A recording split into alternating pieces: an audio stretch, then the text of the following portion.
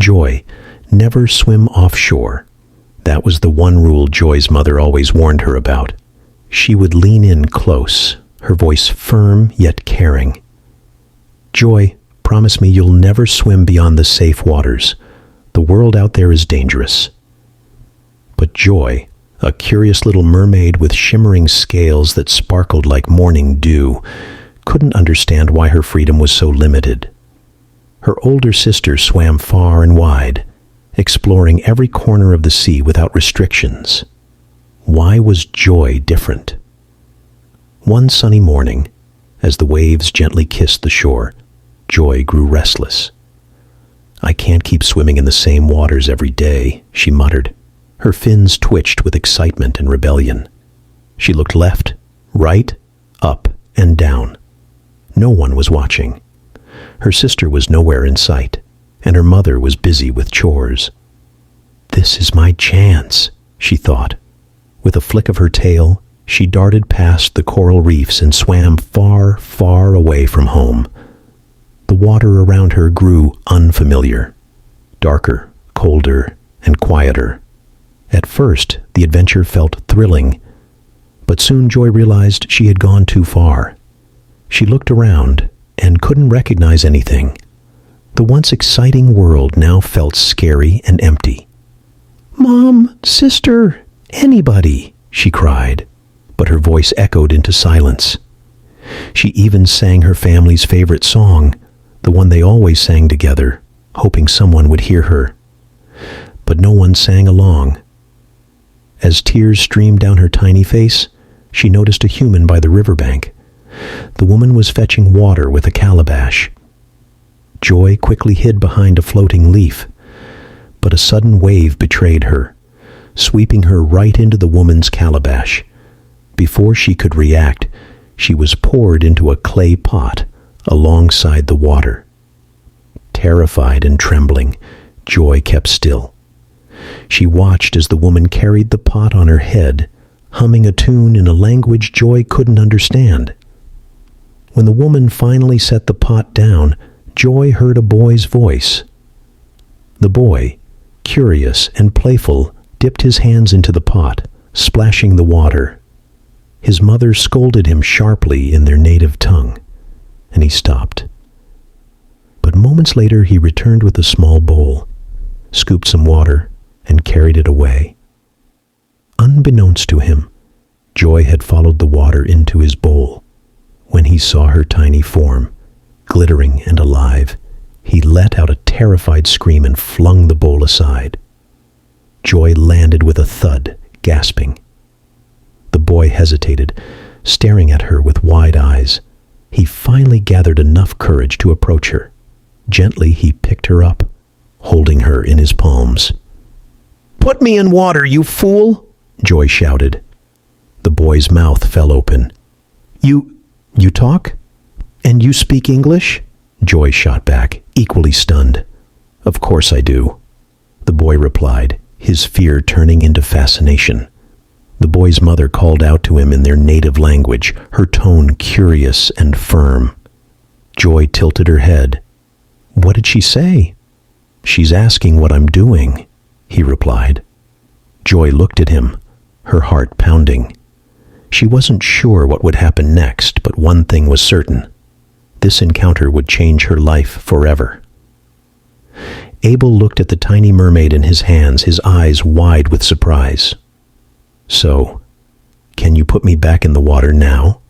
Joy asked softly, her voice calm but worried. Abel hesitated.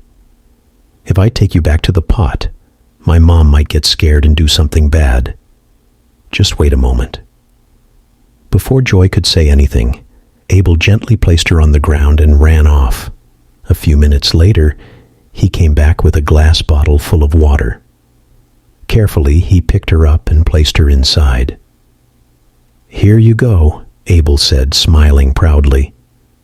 Joy swam around inside the bottle, peeking through the glass. "Thank you," she said with a small smile.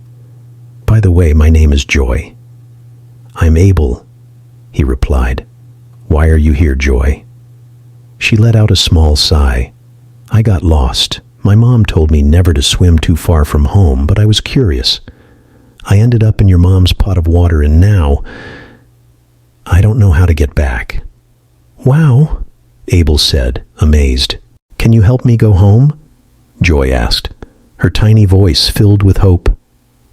"My sister's wedding is in 2 days, and I have to be there. Just take me to the river. My dad must be looking for me. If I sing our family song, they'll find me." Abel scratched his head, looking unsure. "It's not that easy," he said slowly. "Why not?" Joy asked, her small face full of worry. He glanced at the door to make sure no one was there. "The elders in my village say kids shouldn't go near the river. They say mermaids kidnap children and take them forever. If anyone sees me near the river, I'll be in big trouble." Joy gasped. "That's not true. We don't kidnap anyone. We don't hurt people. Please, Abel, help me. I promise nothing bad will happen to you." Abel looked at her for a moment, then nodded. "Okay, but..." He grinned a little. "I heard mermaids can grant wishes. If I help you, what will you give me?" "Anything you want," Joy said quickly. "I want my mom, my brothers, and me to go to the white man's land," he said, his voice filled with longing. "Can you do that?" Joy hesitated but finally nodded. "I'll try my best. I promise." "Abel, what are you doing?" A loud voice called from the doorway. Abel's mother stood there, her hands on her hips. "It's just an empty bottle," Abel said quickly. "Then throw it away or keep it somewhere safe," she said as she walked back to the kitchen. "Come and help me now." "Coming, Mama," Abel called back. He quickly carried the bottle to his room and hid it under his pillow. "Stay here for now," he told Joy, tapping the pillow lightly. "I'll come back after I'm done in the kitchen." He smiled at her before running out. Joy sat quietly in the bottle, her tiny heart beating fast. Suddenly, the pillow above her moved and a little girl's face appeared. Her eyes grew wide and she froze. The little girl screamed loudly. "Hannah! Hannah!" Joy gasped, her eyes filled with fear. "Who's Hannah?" she whispered, holding on tightly to the sides of the bottle. "Hannah!" Grace called again, her small voice shaking. Abel rushed into the room, holding a bottle behind his back. "What's wrong, Grace?" he asked, trying to sound calm. An older girl, Hannah, came in quickly. "Why are you shouting, Grace? What's happening?" she asked, sounding upset. Grace pointed at Abel, her eyes big and scared. "What did you do to her, and what are you hiding?" Hannah asked, staring at Abel. "Nothing," Abel said, stepping back toward the door. He ran out of the room, holding the bottle tightly. Once outside, Abel started running, his heart beating fast. "He's hiding something," Grace finally said, her voice shaking. "Hiding what?" Hannah asked, folding her arms. "A mermaid!" Grace cried. "I saw a mermaid in a bottle under his pillow." "What?" Hannah said, looking confused but curious. She went to the bed and lifted the pillow, but it was empty. "He already took it," Grace said quietly. "You're just imagining things," Hannah said, shaking her head. "It wasn't a mermaid. You probably saw something else." As Hannah left the room, Grace whispered to herself, "I know what I saw. It was real. A mermaid." That night, during dinner, the siblings kept looking at each other. Abel avoided Hannah's eyes, and Grace stared at him with a serious look. When everyone was asleep, Abel quietly brought the bottle out. He sat by the window and held it up to the moonlight. "Hey," he whispered to Joy. "You'll be okay. I'll take you to the river tomorrow." Joy looked at him through the glass, her tiny face full of hope. "Are you hungry?" Abel asked. "I saved a little bread for you." He opened the bottle and dropped a tiny piece of bread inside. Joy nibbled on it and then asked, "Who is Hannah? And who is the little girl?" "Hannah is my big sister," Abel said, "and Grace is my little sister." Before he could say more, Hannah's voice came from behind him. "Who are you talking to?" Abel froze. No one," he said nervously. Hannah walked closer and grabbed the bottle. She gasped. "What is this? Is that a mermaid?" "No, I didn't trap her," Abel said quickly. "I'm trying to help her go home." Hannah stared at him like he was crazy. "Are you joking?" "No, I'm serious," Abel said. "I found her in the water Mom brought from the river. She said she's lost and needs to go home. Her sister's wedding is in 2 days. Hannah looked at the bottle, still unsure. "And how do you know this?" "She told me. She can talk." Joy's tiny voice came from the bottle. "Hi, I'm Joy." Hannah jumped back and screamed, dropping the bottle. Abel caught it just in time. "Don't be scared," he said. "Joy won't hurt anyone. She just needs our help." Hannah peeked out from behind him, still wide-eyed. "Listen," Abel said. "Mom can't find out. I promised Joy I'd help her. In return, she'll grant my wish." Hannah blinked. "Your wish? What wish?" "To go to the white man's land," Abel said, his eyes shining. Hannah grabbed the bottle again. "What about me? Can she grant my wish too?" she asked. "I'll try," Joy said softly. Hannah grinned. "I want glass shoes, shiny necklaces, and beautiful clothes," she said excitedly. "Wait," Joy said. "I can only do one wish. I'm just a tiny mermaid." Hannah thought for a moment. "Okay, then I want glass shoes," she said. "Fine," Abel said, "but don't tell Mom." They all went to bed, with the bottles safely beside Abel. At dawn, Hannah shook Abel awake. "Let's take Joy to the river now," she said. They sneaked out of the house and walked down the path. Suddenly, an old woman appeared. "Where are you two going? Children must not go near the river," she said, frowning. Abel stammered, We were just—" "Go back home now," the woman shouted. The siblings turned and ran, but hid behind a tree. "We'll wait until she's gone," Hannah whispered. When the woman left, they kept going. As they reached the river, they stopped. The water was full of mermaid soldiers searching for Joy. Abel quickly opened the bottle and let Joy out. She swam to the soldiers who surrounded her. She looked happy to see them, but the leader stepped forward, holding a glowing bottle. "Where did you hide her?" he asked Abel. "No, they helped me," Joy cried, but the leader ignored her. He threw the glowing liquid on Abel. "No!" Joy screamed as Abel's body melted into the river. Hannah screamed, "You betrayed us!" and ran away.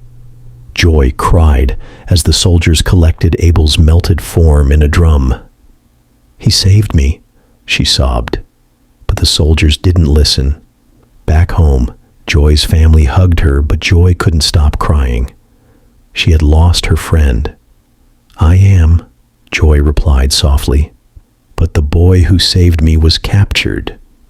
He didn't do anything wrong."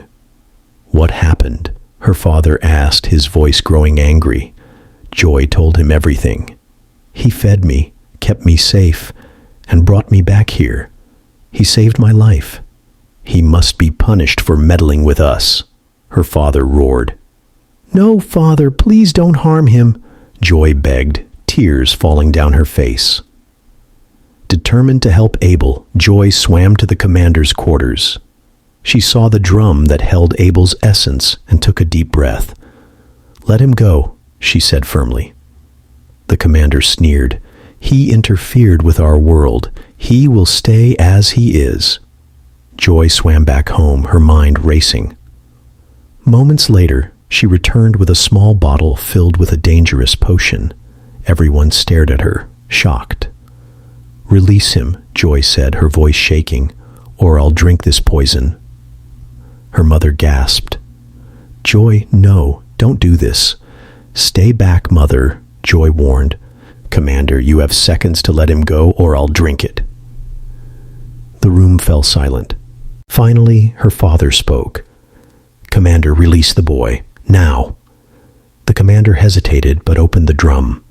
The liquid poured out, reforming into Abel. Joy rushed to him, tears of relief in her eyes. "Abel, you're free." Abel looked at her, his voice weak. "You betrayed us." Joy turned to her father. "Not only must he be freed, but he should also be rewarded." "What do you want for him?" her father asked.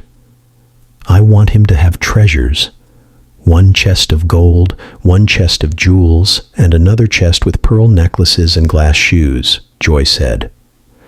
Her father nodded. "It will be done." Abel was dressed in golden robes and given the treasures. The commander and soldiers escorted him back to the riverbank where his family was waiting. Joy followed, watching as Abel left, shining like a king. When they reached the river, Abel stepped out of the water. His people, who had been crying and praying for him, froze in shock. Then his mother ran to him, tears streaming down her face. "Abel, is it really you?" she asked, her voice shaking. "It's me, Mama," Abel said softly. She hugged him tightly, crying with joy. Abel turned to Hannah and Grace, who were also there. "Hannah, look, Joy made them give us treasures. The things you wished for are in the 3rd chest," he said, pointing to a beautifully decorated box. Hannah's eyes widened in surprise. "Really?" she exclaimed, running toward the chest. Abel looked back at Joy. "You kept your promise. Thank you." Joy smiled. "Abel, I couldn't take you directly to the white man's land, but I gave you what you need to start your journey. Your mother can sell the treasures, and your dreams will come true." Abel and his mother looked at her with gratitude. "Thank you, Joy," they said together. Joy waved goodbye, her heart full of happiness. Then she and the other mermaids swam back home, proud of what she had done. Years passed.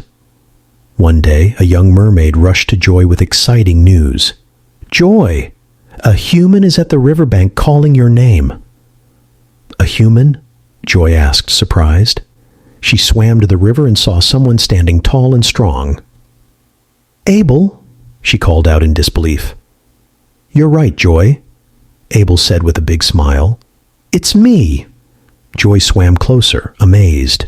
"You've grown so much. Where have you been?" Abel laughed. "After you left, my mother sold the treasures. We became rich and moved to the city. My uncle helped us travel abroad. Now I'm back to help the young people in this village achieve their dreams, just like I did. It's all thanks to you, Joy. You changed my life." Joy smiled, her heart full of pride. "I'm so happy for you, Abel." Abel waved goodbye, and Joy swam away, knowing she had made a difference not just for Abel, but for his entire family. Thank you for enjoying this story. Don't forget to subscribe for more amazing tales coming your way. See you next time.